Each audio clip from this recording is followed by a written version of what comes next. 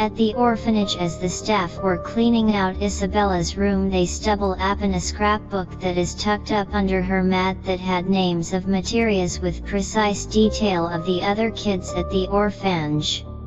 One of the staff workers started reading it as it gave her chills from what the scrapbook had read. As she looked around to see if anyone was looking, she took the book and stuck it in her pocket and finished up. The very next day, as everyone at the orphanage was attending Isabella's servicio memorial, this strang woman came walking up as no one knew who she was. As she stood around 5/8, had long black hair and dark black eyes, wearing dark black witch clothing with a symbol that no one knew what it meant, with only 2 letters N and R on. As she walked over to Isabella where she lays and leaned over her and said a few words that no one could hear what the women said, as she gave Isabella a kiss and then walked away. As she stared at the orphanage childeron with an evil look as she turned away, you could see a smile form on her face as she disappeared like she came out of nowhere. As everyone turned back, they were shocked to see the name on Isabella's gravestone had changed, as it read Asteris Kisabella.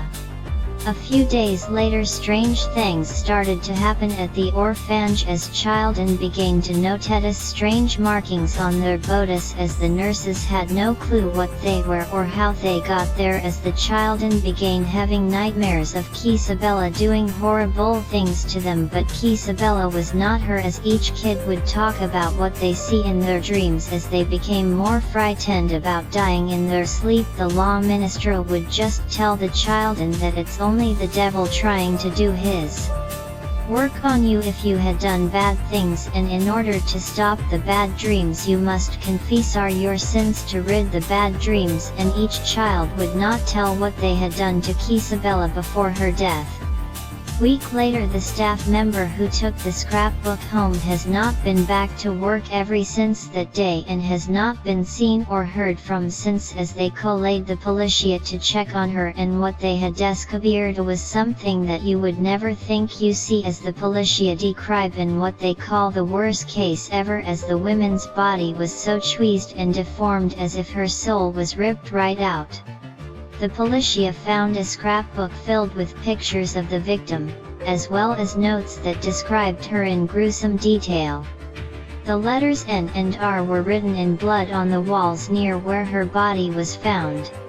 There was also a creepy-looking doll with a cracked face sitting upright in a chair with dark creepy eyes, dressed with ragged black clothes and a long black cloak. Asteris Kisabella was a very talented writer. They continue the scene by describing what happened after the doll was found.